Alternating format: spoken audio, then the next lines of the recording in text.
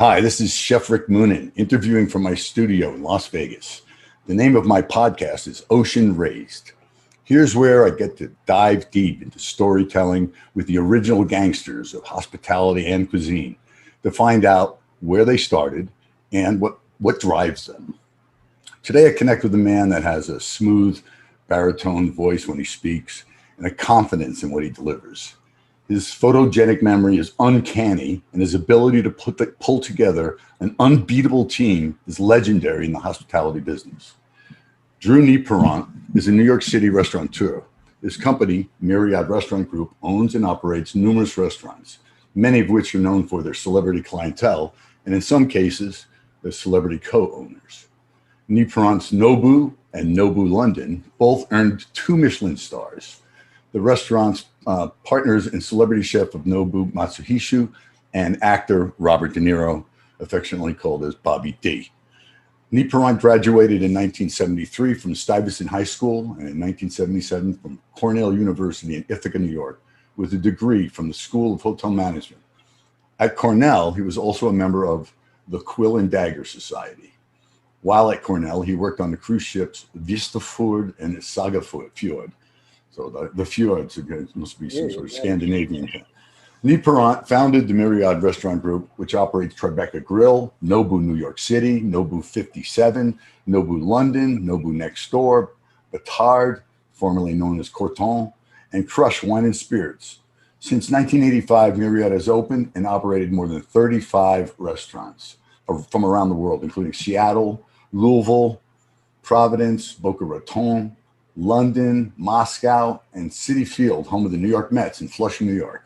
Most recently, Marriott helped to open the Daily Burger at Madison Square Garden. In '78, he began his management career with Warner Leroy of New York City's Maxwell Plum, an institution in the evolvement of our city of New York, and Tavern on the Green. He then worked at the French restaurants Le Périgord, Le Grand Nuit, and Plaza Athénée at the Le Régence, where I think Danielle started. Nieporent's first restaurant, Montrachet, in 1985, earned 3 stars from the New York Times and kept that rating for 19 years. In 2008, the restaurant reopened as Corton, reinstating its 3-star New York Times status and receiving unprecedented 2 Michelin stars with chef partner Paul Liebrandt at the helm. Both Nieporent and Liebrandt were featured in 2011 HBO documentary, A Matter of Taste. Tribeca Grill, with partner Robert De Niro and investors including Bill Murray, Sean Penn, and Mikhail Baryshnikov, amongst others, opened in 1999, continues to operate at the same Tribeca location in the former Martinson Coffee Building.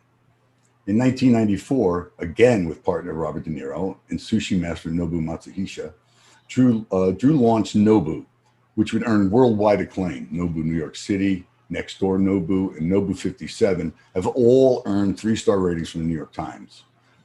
Nobu New York City was voted best restaurant in America by the James Beard Foundation.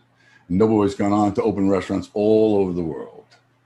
Also in 1994, Drew was one of the few American restaurateurs to go bi-coastal. In collaboration with Robert De Niro, Robin Williams, and Francis Ford Coppola, he opened Rubicon in San Francisco to much critical acclaim. I think that was Tracy Desjardins. We'll talk about that. Marriott's excellence in wine service hit a milestone and became the only restaurant group to earn 3 prestigious grand awards from Wine Spectator magazine. In 2002, Tribeca Grill joined Rubicon and Montrachet, previous award winners, on the exclusive list. In 2005, Marriott opened Crush Wines and Spirits, which was named the best new wine shop by Food and Wine magazine and made Food and Wine's 2017 list of the world's best wine shops. Drew is on the board of the Madison Square Garden's Dreams Foundation, City Meals on Wheels, Downtown Magazine New York City, and DIFA, an honorary chair of the City Harvest, Food Council, and culinary director of the Jackson Hole Wine Auction. He has co-chaired SOS's Taste of the Nation event in New York City since 1997. He has been honored by careers through Culinary Arts Program, American Heart Association, the Tourette Syndrome Association, Food Allergy Initiative, American Liver Foundation, Cancer Research and Treatment Fund, and Christian and Car Fund. Drew is an auctioneer at charity events Is there anything that you're not involved with or doing, Drew? I can't even imagine what it is. Let me welcome a good friend. I haven't spoken to him in many, many years, and he's got plenty to say. I guarantee you that. He's the man of the hour, Drew Nieporent. Welcome, Drew. Hey, Ricky, how you doing? I'm good. But it feels like yesterday, Rick. Because I've known you as long as I can remember, and we both traveled that fine road. We were scraping every inch of the way. Yeah, but you're a giant to me in the industry, and to a multitude of people in the hospitality industry. I mean, you're a living legend. It's true. To get the chance to just chat with you and find out. So you went to Cornell.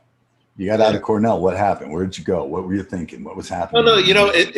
My story really begins before Cornell because my mother was an actress and quite a renowned child actress. But that was in radio. This was before television. Right.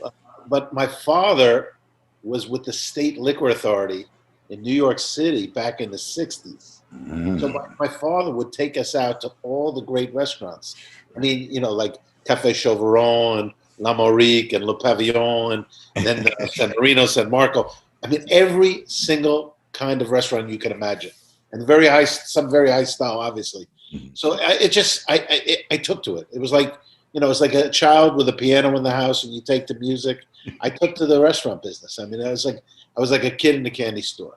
Yeah. So I knew, I got into Stuyvesant High School, which is a specialized high school in New York City. Right. You have to take an exam to get in.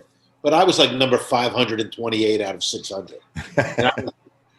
So one day my mother says, I bumped into a friend of yours' mother, and she said, Cornell has a hotel school. And I go, Mom, Cornell is an Ivy League school. I'm not getting into Cornell.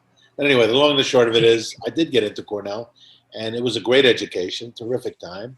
And I was 18 years old in 1974, Rick. I was walking through the corridors of Cornell, right?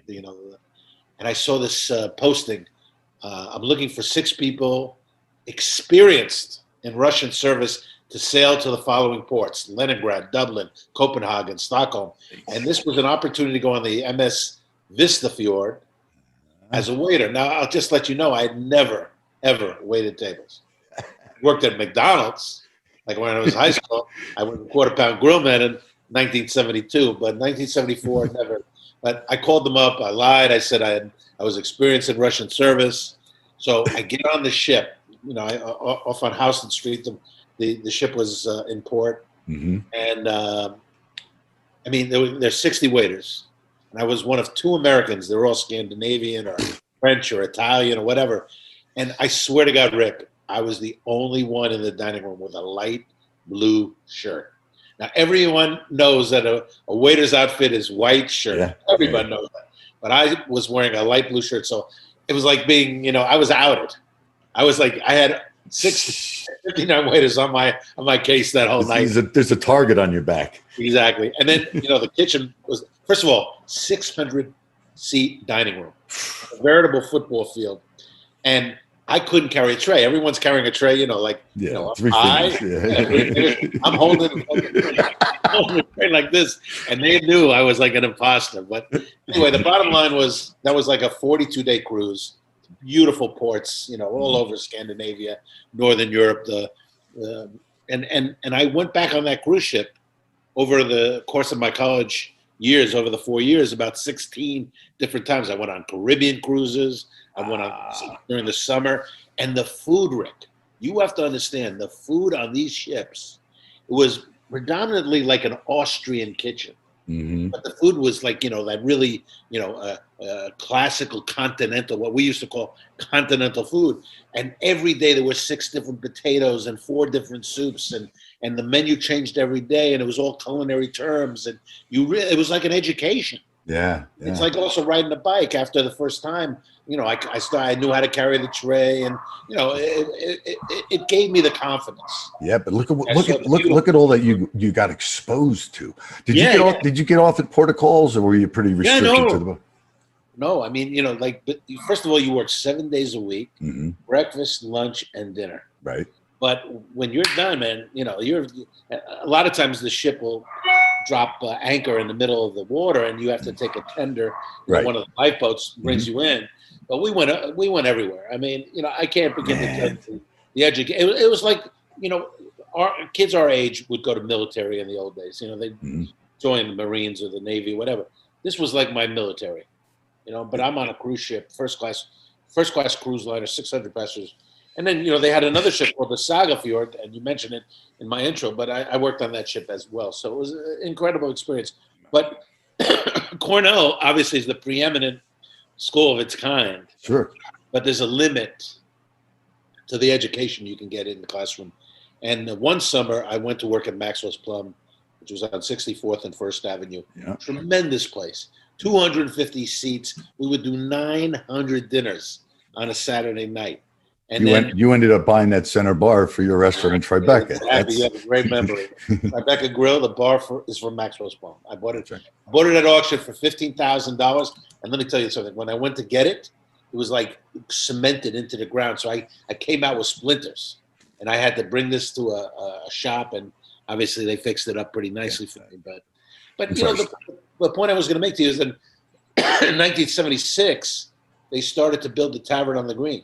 Right. Central Park. And Tavern on the Green had been like a wedding factory for many years. Mm-hmm. It was a converted sheepfold. I mean, they call it the sheep meadow because the sheep used to live in the facility that they converted to the restaurant, Tavern on the Green. Yeah. But believe it or not, Rick, $3 million. That's all it was to convert that into a restaurant in 1976. That beautiful crystal room with all those chandeliers. Yeah, from all the movie sets. Oh, it was extraordinary.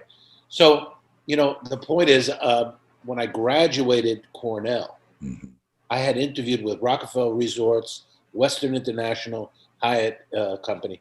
Nobody offered me a job. So I went back on the cruise ships, and I went to Yugoslavia and Italy.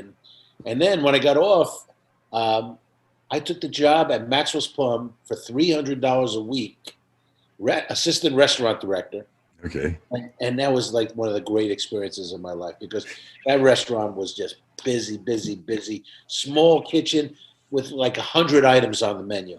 Square hamburgers. Fuchs, a great chef. And I mean, it was just a proving grounds for me. It was a really amazing experience for me. And, it's like, this is what it's all about in our industry. Our industry is about two things. It's like professional knowledge. You got to learn how to do things professionally, right? You have to learn how to cook.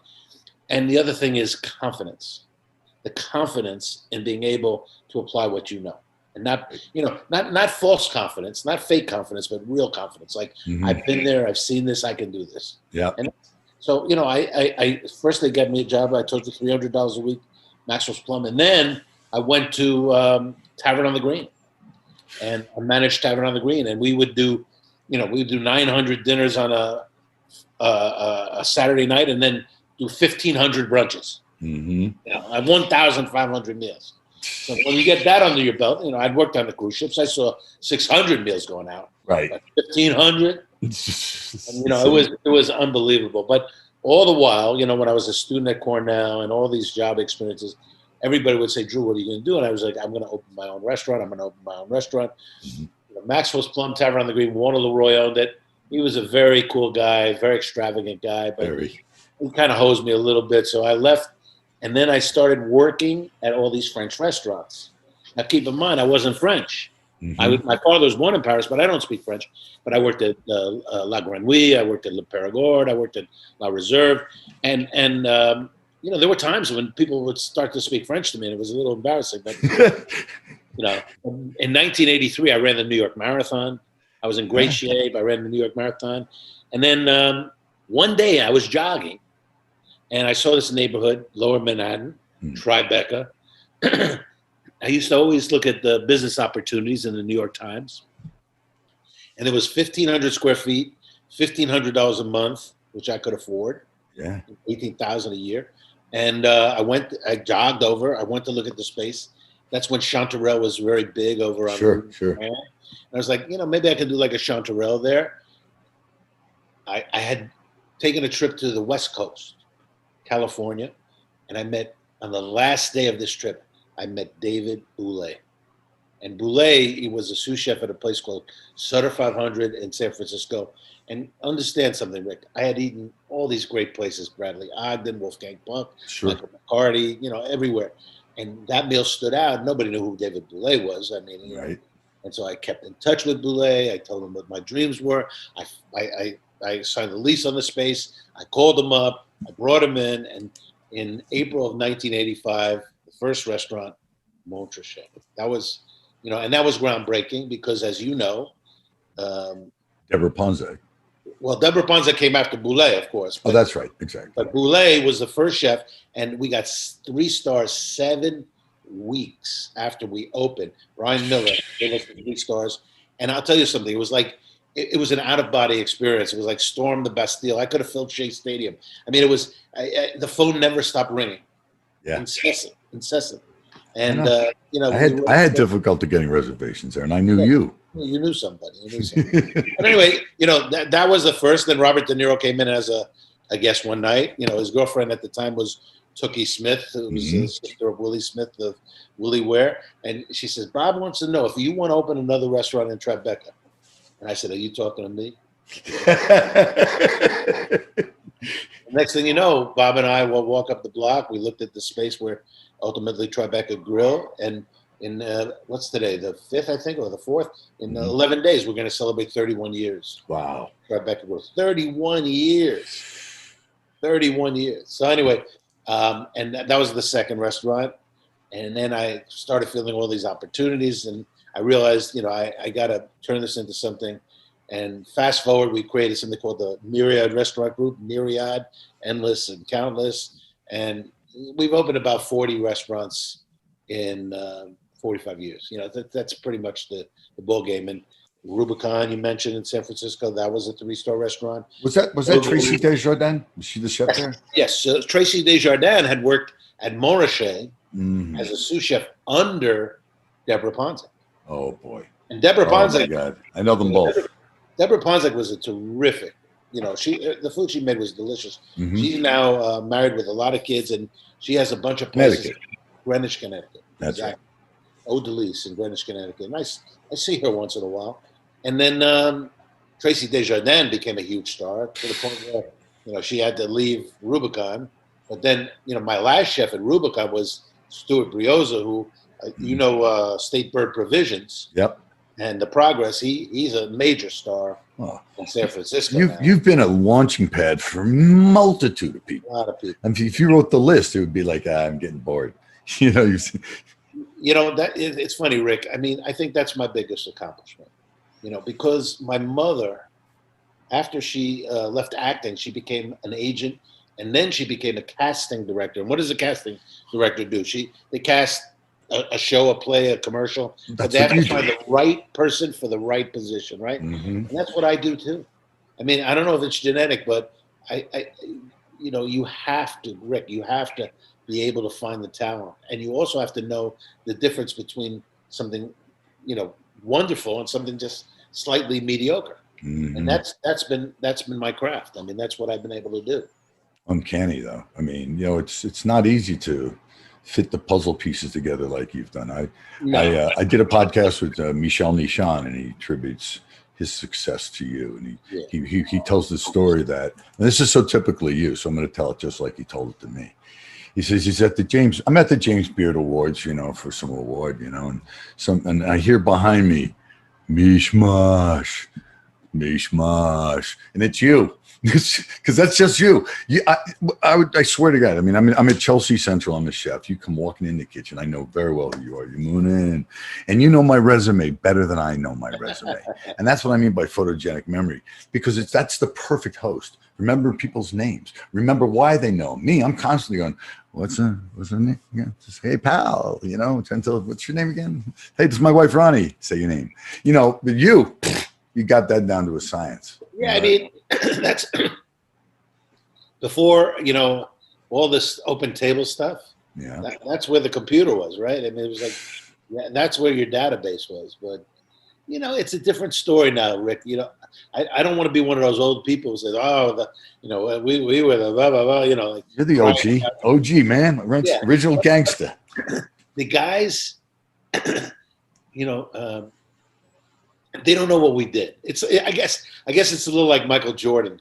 Yeah. Like when you hear those guys, the basketball guys, it's like they owe us everything, but they have no idea what they owe us. It's funny. It's like it's stupid. Yeah, I know. Well, we hope that, through storytelling, etc., maybe there'll be a But place where it can live. like the food at Montrachet, for instance. Mhm. What was amazing was we were doing the best food, but in a relaxed atmosphere. We were in Tribeca. We were downtown.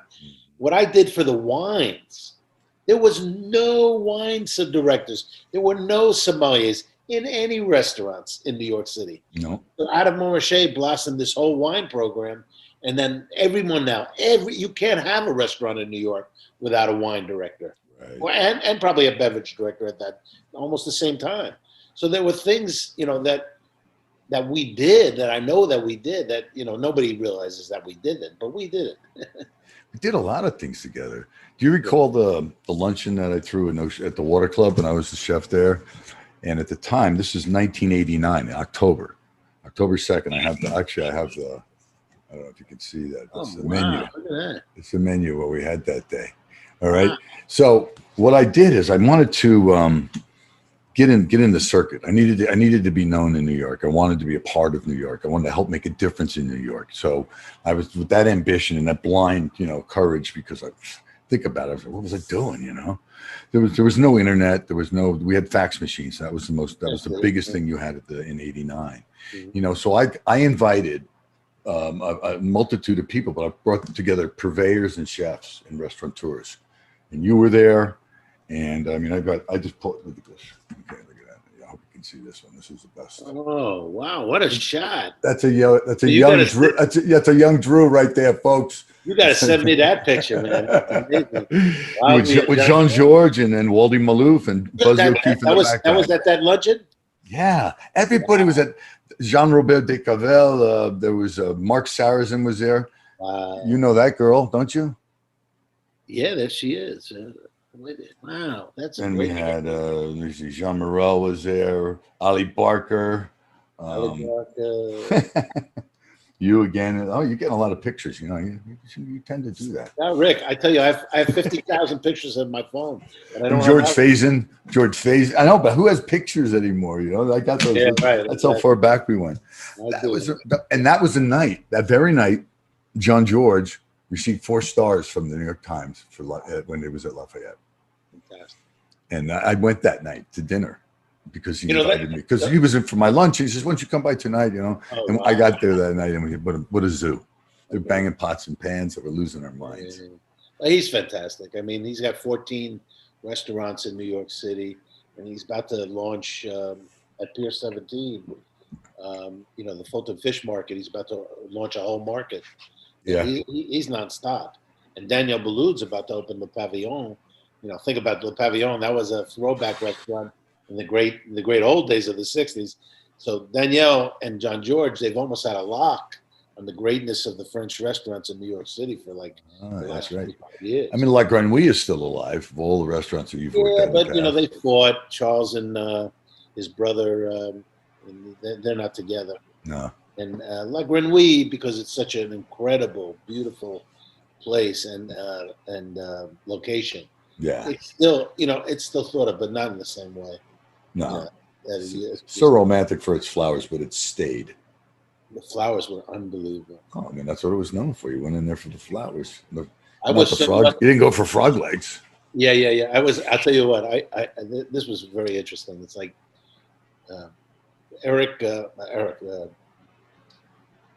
Charles Masson. Okay. The son of Madame Masson, who ran the restaurant.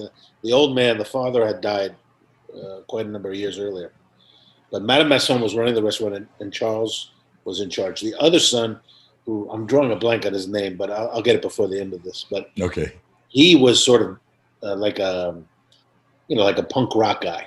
So he wasn't in the restaurant. He wasn't involved. So Charles, just by coincidence, I was a member at the New York Athletic Club, and I would take my tuxedo off between lunch and dinner and run in the park. And his locker was right opposite mine. Hmm. So, we started talking, we got to know each other. And then one day he said, why don't you come to work at La Grenouille? And I'm thinking, La Grenouille, it's 4 stars. Yeah. It's like, this is the 4-star restaurant. But he was trying to get rid of a lot of these old French guys. Uh-huh. So he brings me in. I brought in a couple of American guys. Hmm. Okay. So one day, this is a great story.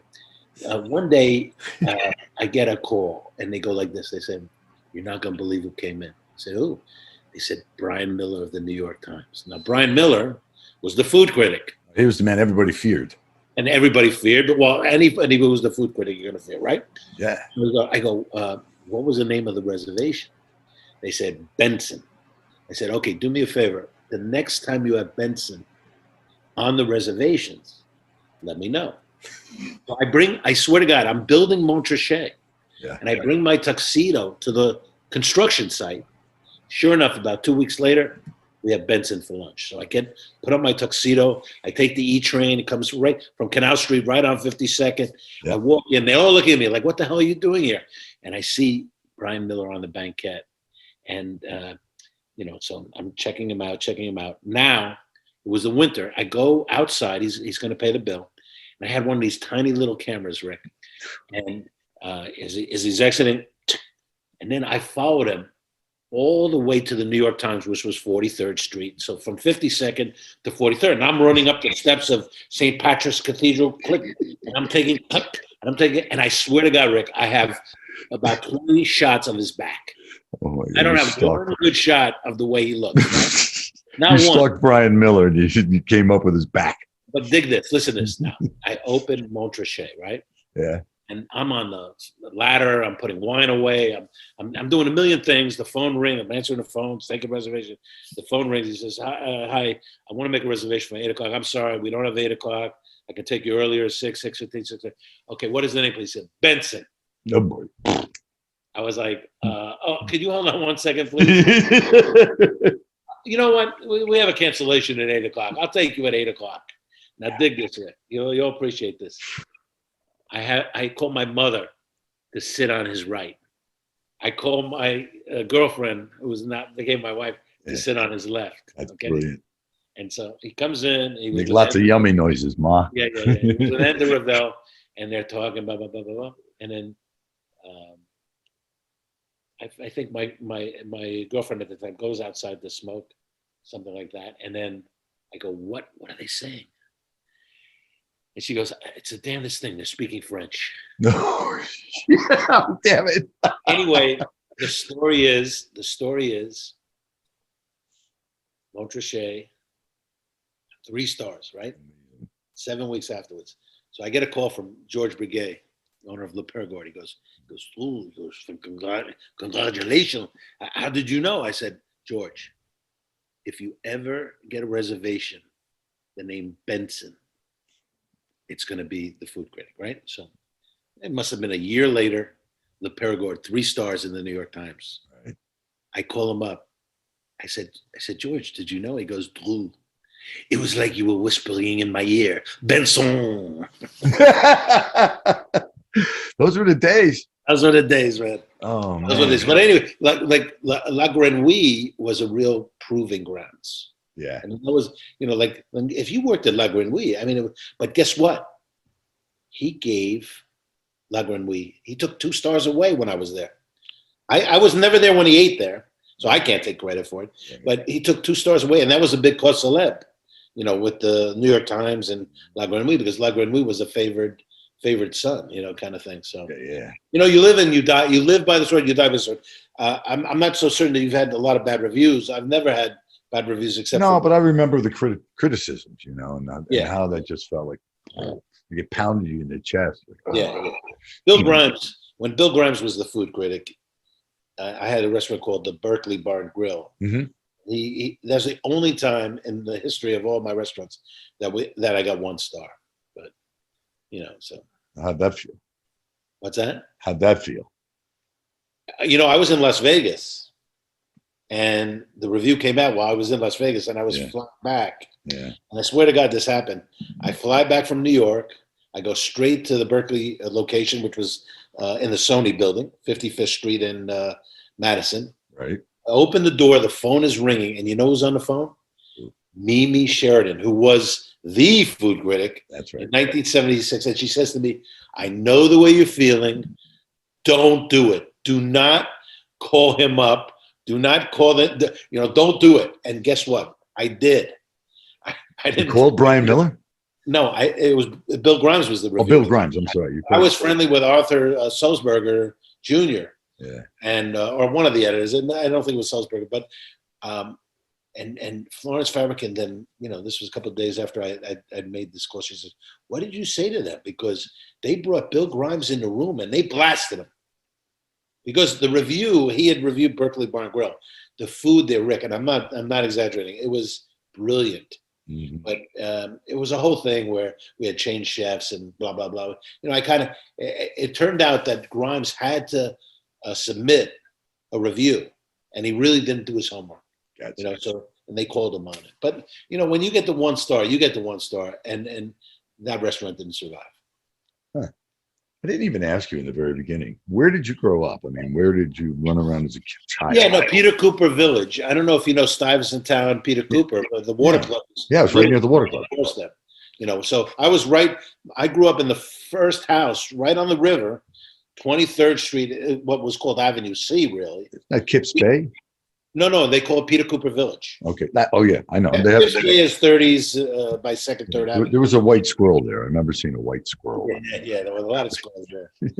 but Peter Cooper, my mother lived for 43 years, actually. She died in the apartment. But Peter Cooper was rent controlled. It was a great place to grow up. We had playgrounds. It was a terrific place to grow up. Okay. I don't know why I didn't ask you that earlier. Yeah. And another thing I wanted to ask you is, because when you were at Cornell, you were part of the Quill and Dagger Club. That's on your bio. Tell me about that. Well, Quill and Dagger is like Skull and Bones at Yale. It's an honor society. Very few people are tapped for that. It's secret handshakes. It's a big deal. They wake you up in the middle of the night and they drag you into this thing. But there's a place on the campus, like a room, that's in this unbelievable, Gothic looking thing, and they tapped me pretty much because I could get alcohol. I was in the I had a way of bringing wine and booze, and that's what I did. But I used to bring all my girlfriends there and make out, and had a balcony, and it was a fantastic part of my education. Yeah. But I was not only Quill and Dagger, I was in something called Sphinx Head, which was the other honor society, and you almost never. They probably didn't realize it, but I was in both, and that usually doesn't happen. Yeah. But keep in mind, I swear to God, what I says, I was not a good student. In fact, on many occasions, they actually tried to throw me out of Cornell because of many different stories, which we'll have to do another podcast for me to tell you that. I remember watching that film. It's an independent film. I don't know who put it together. But it was Eat This New York. I mentioned at the very end of your bio.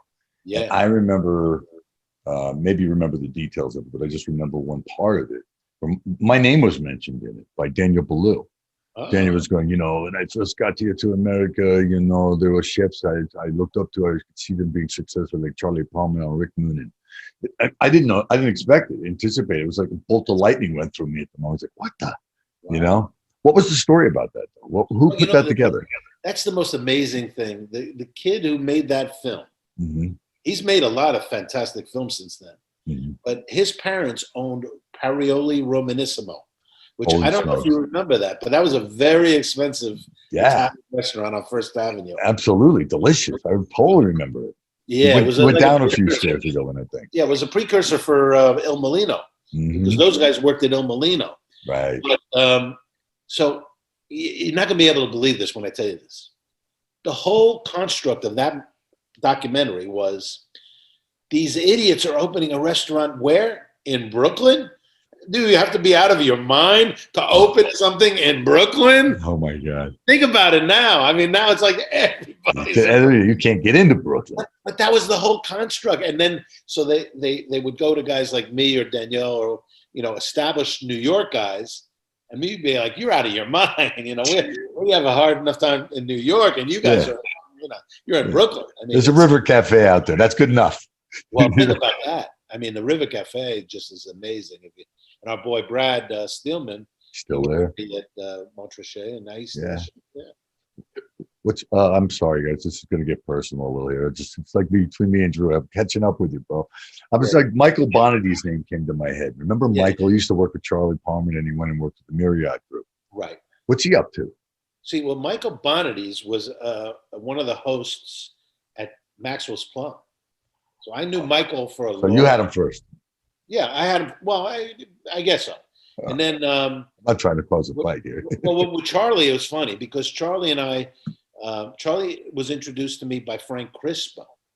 Okay. And we all went out. We had a luncheon, I think, or I forget what it was, but we became very close friends. And then Charlie, when he was going to open Oreo, I gave him Alex Gouras. I don't know if you remember Alex Gouras. I sure do. Yeah. Because I worked for the Gourases in Greece.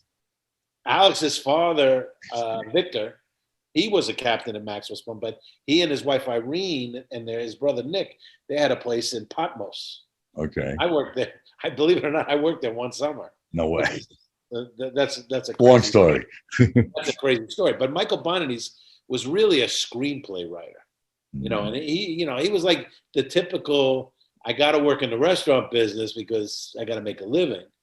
And then, he really took to it. He was a smart guy. Yeah. My wife and I introduced him to his wife.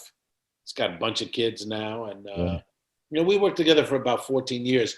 We had a place in Kentucky. We did this amazing restaurant in Kentucky called 21, I think it was called, the hotel was called 21C. And anyway, the owners were the Foreman, what's the distillers, Ron Foreman or no, I know. Yeah, Brown Foreman. Exactly. Right, Brown. So they basically, they offered him, we had done this whole consultancy, this hotel that they opened up. And, they basically did a backdoor play. They offered him CEO, CFO, some big title. So he left to go to work for them, and it didn't work out. Actually, they wound up getting rid of him. So, but that's life. Now I think he's like consulting in Dubai or something like that. Some nutty, crazy stuff like that. Yeah, but it's different strokes for different folks. The one thing I'll tell you, Rick, is like Marty Shapiro and I, we worked together for 31 years. He was with me right at the beginning at Tribeca Grill. Agnes Chow, she's been my financial person right at the beginning.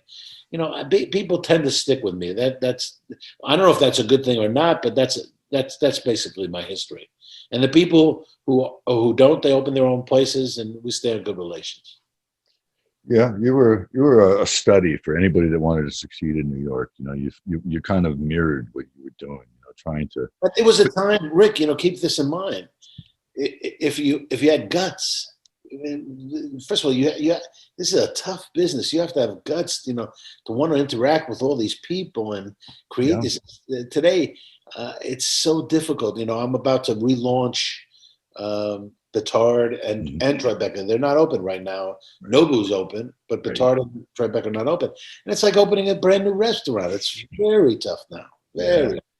Yeah, but you've networked like crazy, and you retained a lot of those connections, and you knew where to put the parts. You'd be amazed. I swear to God, when I tell you this, it doesn't matter anymore. All the cooks, they all want to work for like a handful. Whether it's Daniel Humm or what do you call it? John George, Danielle Ballou, and and then there are a lot of these small restaurants in the East Village or off the beaten path, Brooklyn, obviously. Yeah. And nothing's about fine dining anymore. I mean, you and I, like you always had one foot in and one foot out. We were always trying to refine the food, make the food better, reinvent the food. And ultimately now, what we're learning is that the people didn't want to be guinea pigs. They wanted just to eat what they wanted to eat, and that's that. It's like, that's pretty much what happened. Funny. Well, you've been, I don't know, 35 restaurants? Is that what it is? Is that the number? 40. It's 40 because I opened everything. I opened Japanese. I opened Vietnamese. My house was I don't know if you ever got to my house, but that was a terrific Vietnamese restaurant that got 2 stars from Frank Bruni. And Frank Bruni was a tough food critic. And I opened Tribeca and obviously Montrachet. And And then I had Layla. I don't know if you remember Layla with the belly dancer. Oh yeah, of course. You kidding me? With the little And I- domes and everything and all the food and yeah, the exactly. raisins and Sardines and, the raisins in I the food. I was doing that food in 1997. Now suddenly there's an Israeli restaurant in New York City. They rave about it. I was doing that food 23 years ago. I went there several times. I loved it. It was a great place to go. That restaurant. Fantastic brunch. Thank you. And that restaurant became Centrico. So the Centrico, I was with Aaron Sanchez. Yeah. And so that was my Mexican restaurant. I mean, kind of the only thing I haven't done is a Polish restaurant, I guess. Aaron's on my podcast list. We became good friends recently over the years through Emeril Lagasse. Sweetheart of a guy. Emerald's the best. Yeah, no kidding, man. So let's talk a little about seafood. You've been in so many different concepts, etc. The podcast is sponsored by Forever Oceans. It's an upcoming aquaculture company that's doing things sustainably with a focus on nutrition, taste, and texture. Which is not historically what you would get from aquaculture products that we're making a new introduction onto the marketplace.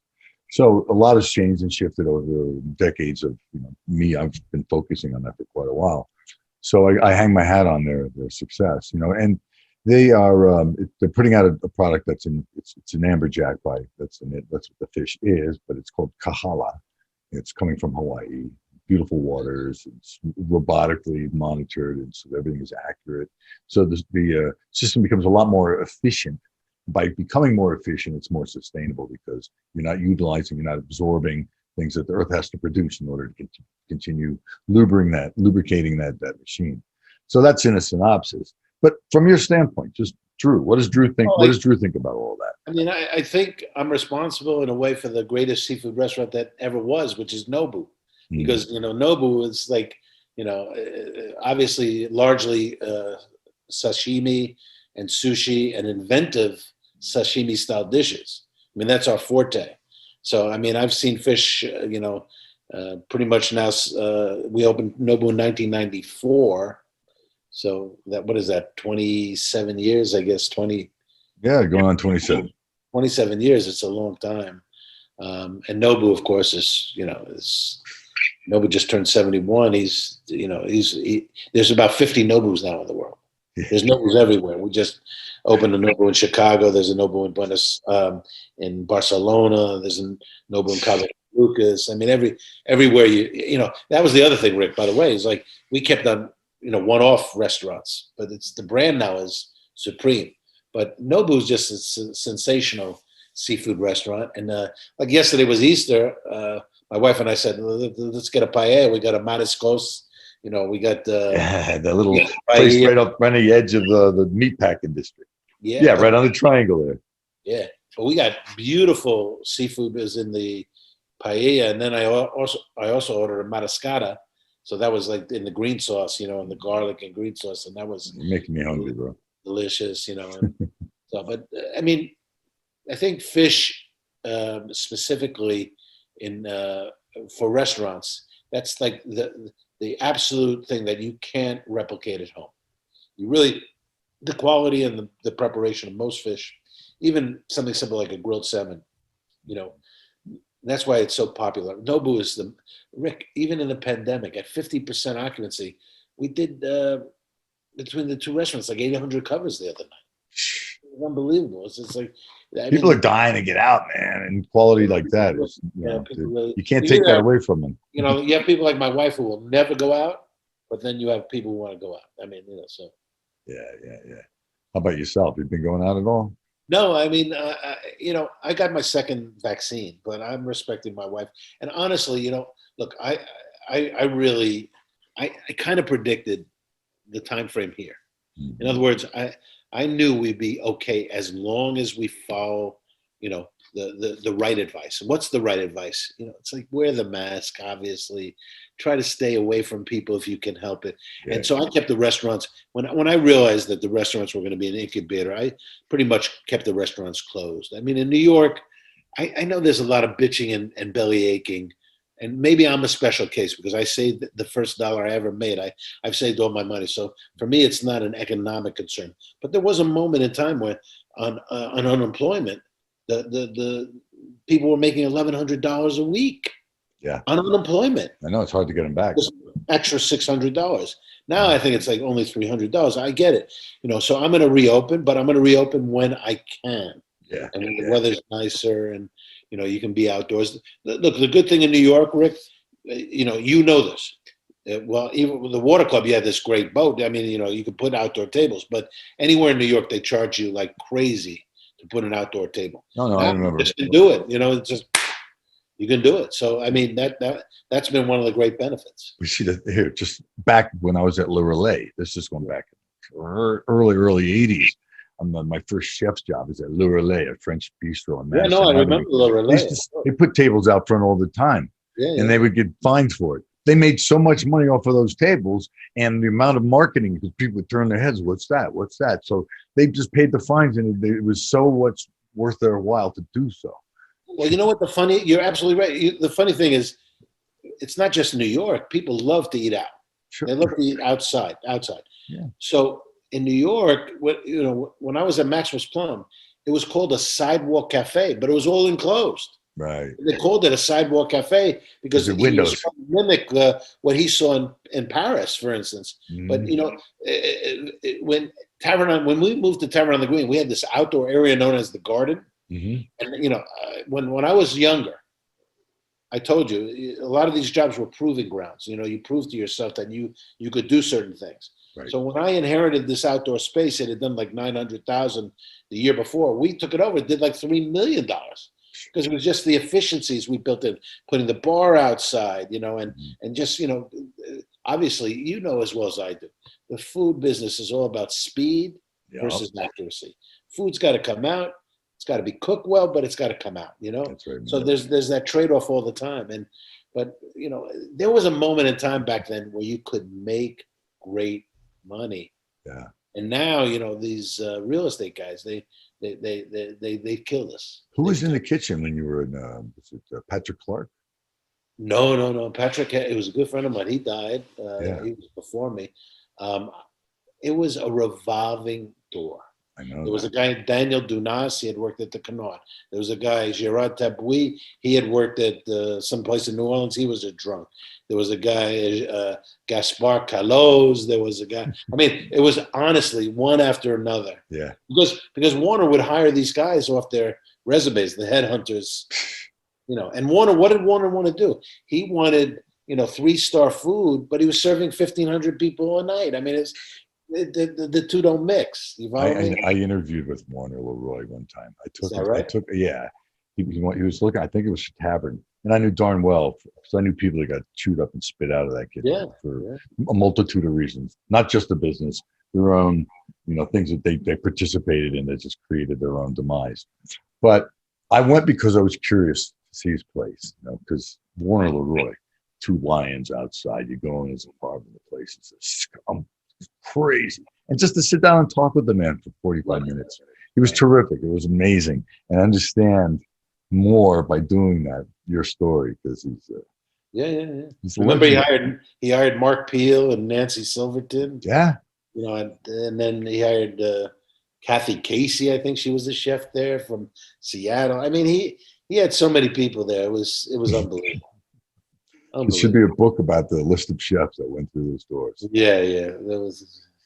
That's insane. So what are you up to now? What's exciting for Nieporent? Before the pandemic, I mean, the one thing is, it's funny what you're known for, right? Danny Meyer spent his whole career with quasi fine dining, and he does Shake Shack, and he's known for Shake Shack because he only made $330 million in Shake Shack. But right, exactly.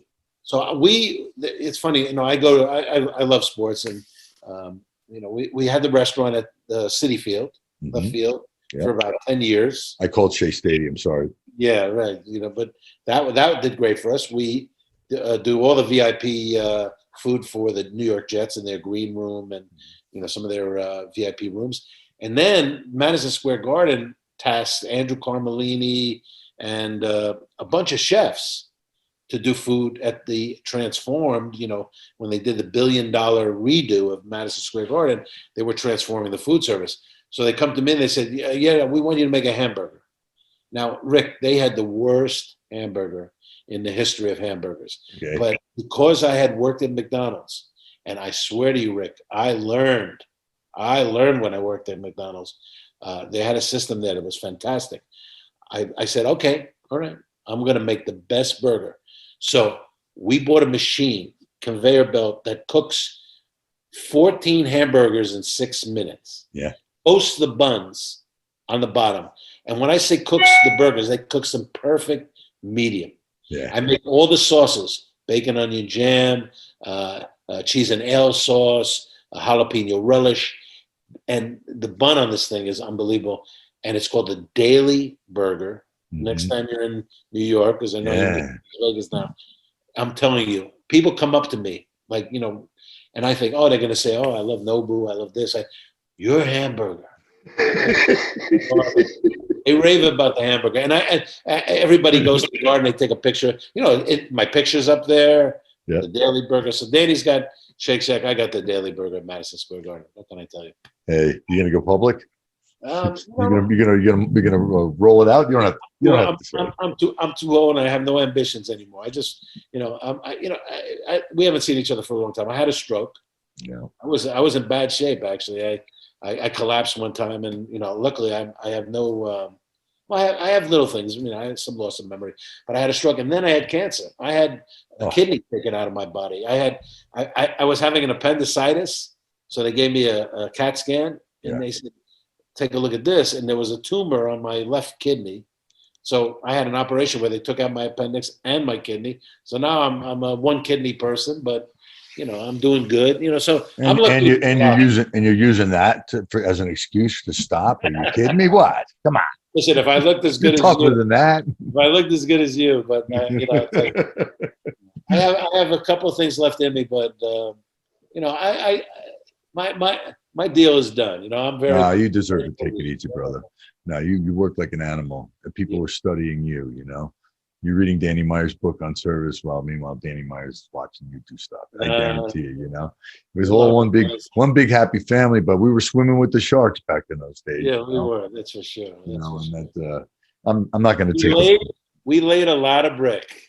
Let's put it that That's way. right. We did. And in our healthy competitiveness amongst each other, kept us all getting better and better. You got better or died in that world. You better keep swimming.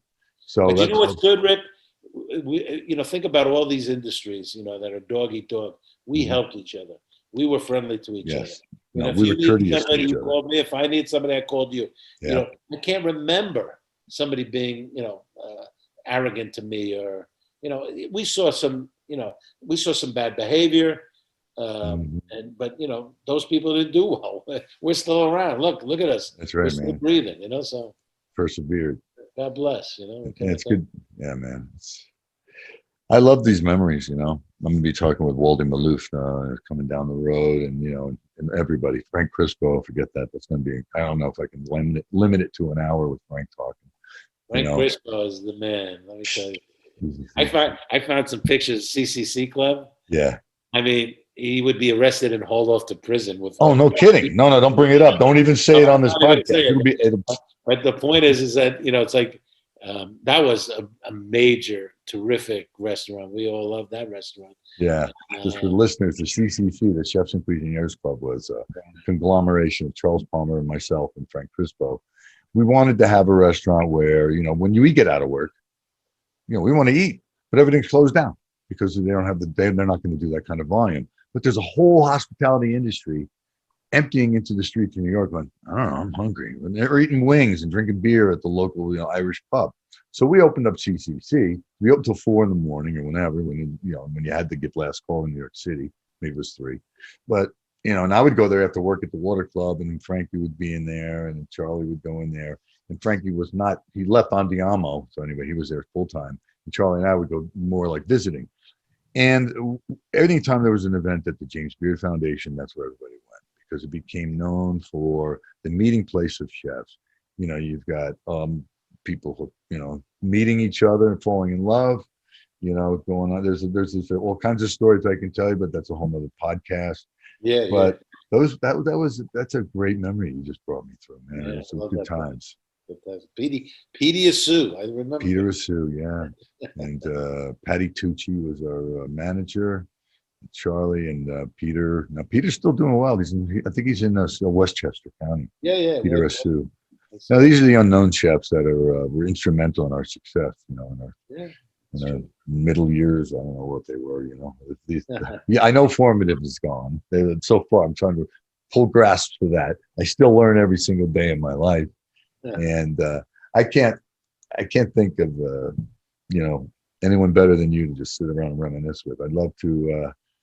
I don't know. I'd like to sit with you again before. Yeah, we'll do it definitely. We're done with these fun days, because I love you.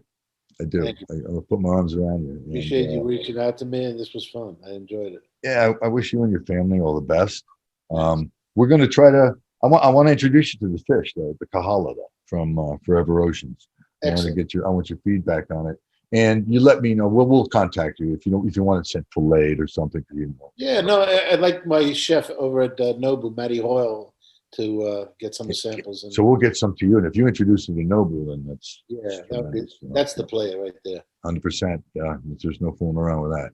Well, we look forward to getting some feedback on that for sure with our kahala.